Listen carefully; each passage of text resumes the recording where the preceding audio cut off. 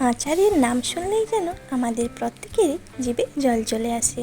তো হতে পারে সেটা যে কোনো আচার, এই যেমন ধরুন আমের আচার, আমড়ার আচার, বা কুলের আচার, বা তেঁতুলের আচার। আর সেটা যদি হয় চালতার আচার, তাহলে তো আর কোনো কথাই নেই বন্ধুরা। খাওয়ার শেষ পাতে এরকম একটা টক মিষ্টি ঝাল চালতার আচারের রেসিপি থাকলে তাহলে খাওয়াটাই জাস্ট জমে যাবে। তো নমস্কার বন্ধুরা, নীলা রান্নাঘরে আপনাদের সবাইকে অনেক অনেক স্বাগত জানাই। আশা করি সবাই খুব ভালো আছেন ও সুস্থ আছেন। চলে এসেছি আপনাদের সামনে আজকে চালতার আচারের একটি সুস্বাদু রেসিপি নিয়ে। তো সকল বন্ধুদের অনুরোধ রইল ভিডিওটি স্কিপ না করে প্রথম থেকে শেষ পর্যন্ত দেখার জন্য। আর আমার চ্যানেলে যারা নতুন বন্ধু, যদি ভিডিওটি ভালো লেগে থাকে তাহলে অবশ্যই চ্যানেলটি সাবস্ক্রাইব করে পাশে থাকবেন। চালতার আচার বানানোর জন্য আমি এখানে নিয়ে নিয়েছি দুটো চালতা। তো চালতাগুলো আমি সরু ও পাতলা পাতলা করে কেটে নিয়েছি। চালতা কিন্তু খুবই পিচ্ছিল হয়, তো এটা কাটার সময় খুব সাবধানে কাটতে হবে। চালতার ভেতরের ও বাইরের আঁশ আমি তুলে নিয়েছি। তো এরপর চালতাগুলোকে আমি একটু শিলে থেতো করে নিয়েছি। তো চালতা কাটার পর কিন্তু একটু লালচে হয়ে যায়। চালতার আচার বানানোর জন্য আমি এখানে নিয়ে নিয়েছি প্রায় 300 গ্রাম গুড়। তো গুড় দিয়ে আমি চালতার আচারটা বানাবো, আপনারা চাইলে চিনি দিয়ে বানাতে পারেন। তো এখন ওভেনে একটি কড়া বসিয়ে আমি এখানে দিয়ে দিচ্ছি হাফ টেবিল চামচ পাঁচফোড়ন ও হাফ টেবিল চামচ জিরে আর কয়েকটা গোটা শুকনো লঙ্কা। তো সব উপকরণগুলো কয়েক সেকেন্ড নেড়ে নিয়ে এখানে অ্যাড করে দিচ্ছি 1 টেবিল চামচ সাদা সর্ষে। তো এই সব উপকরণগুলো খুব ভালোভাবে ভেজে নেব। একটা সুন্দর স্মেল ওঠা অবধি সব উপকরণগুলো ভেজে নিয়েছি। তো এই ভাজা মশলাটা চাটনিতে ব্যবহার করলে বা আচারে ব্যবহার করলে এর স্বাদ কিন্তু দুর্দান্ত হয়। এরপর কড়াইতে আমি দিয়ে দিয়েছি পরিমাণ মতো জল। তো জলে এবার দিয়ে দিচ্ছি সামান্য লবণ ও খুব সামান্য হলুদ গুঁড়ো দিয়ে খুব ভালোভাবে মিশিয়ে নিচ্ছি। এই জলে আমি চালতাটাকে সেদ্ধ করে নেব। প্রায় 7 থেকে 8 মিনিট মতো আমি চালতাটা খুব ভালোভাবেই সেদ্ধ করে নেব।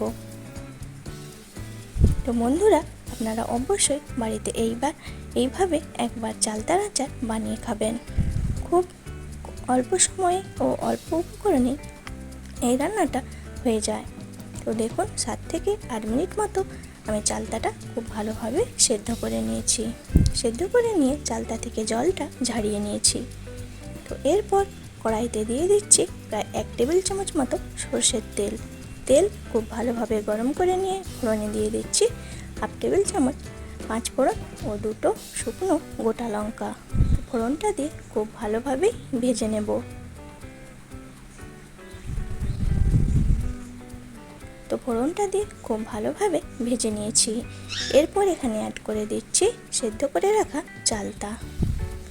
তো চালতাটা তেলের ওপর প্রায় 5 থেকে 6 মিনিট মতো ভেজে নেব।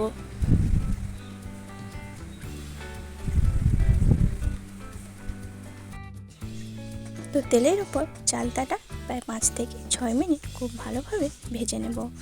যেহেতু চালতাটা প্রথমে সেদ্ধ করে নিয়েছি, তো তেলের ওপর কিন্তু প্রথমে চালতাটা নিচে লেগে যাবে। তো ভাজতে ভাজতে চালতাটা ঠিক হয়ে যাবে। তো বন্ধুরা, প্রায় তেলের ওপর 5 থেকে 6 মিনিট চালতাটা ভেজে নিয়েছি। এরপর দিয়ে দিয়েছি প্রায় 300 গ্রাম মতো গুড় দিয়ে ভালোভাবে চালতার সঙ্গে মিশিয়ে নেব। তো আমি আর এখানে কোনো জল দেব না।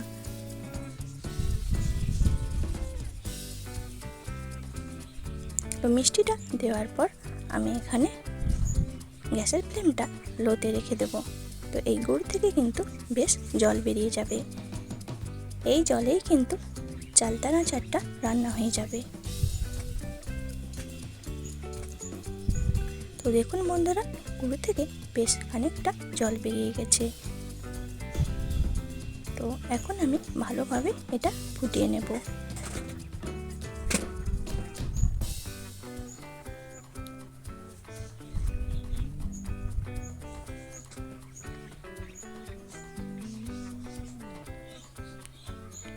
তো 3 থেকে 4 মিনিট মতো আমি ভালোভাবে ফুটিয়ে নিয়েছি।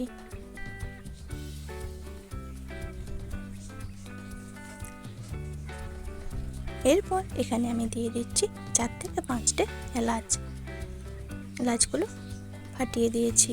তো যে কোনো আচার বা চাটনিতে এলাচ দিলে এর স্মেলটা খুব ভালো হয়। তো চালতার আচার প্রায় রেডি। এখন আমি এখানে দিয়ে দিচ্ছি ভেজে গুঁড়ো করে রাখা মশলাটা। এই মশলাটা দিলে এর স্বাদ কিন্তু দুর্দান্ত হয়। তো দেখুন বন্ধুরা, চালতার আচারটা কত সুন্দর হয়েছে, দেখতেও যেমন লোভনীয়, খেতেও কিন্তু দুর্দান্ত স্বাদের হয়। তো আপনারাও বাড়িতে ঝটপট বানিয়ে ফেলবেন এরকম চালতার আচার। এখানে আমি আর একটু সামান্য লবণের প্রয়োজন ছিল, তাই দিয়ে দিলাম। তো আমার এই আজকের রেসিপিটি কেমন লাগলো অবশ্যই কমেন্টে জানাবেন। ভালো লাগলে একটি লাইক করে চ্যানেলটি শেয়ার করে দেবেন। তো চালতার আচার একদমই রেডি, দেখতেও যেমন লোভনীয়, খেতেও কিন্তু দুর্দান্ত হয়। তো এরকম নিত্য নতুন রেসিপি পেতে অবশ্যই আমার চ্যানেলটি সাবস্ক্রাইব করে পাশে থাকা বেল আইকনটি অন করে দেবেন, যাতে আমি কোনো ভিডিও ছাড়লে তার নোটিফিকেশান আপনাদের কাছে পৌঁছে যায়। সবাই ভালো থাকবেন, সুস্থ থাকবেন। চলে আসবো আরও কোনো নতুন রেসিপি নিয়ে। আজকের মতো এই পর্যন্ত। ভিডিওটি সম্পূর্ণ দেখার জন্য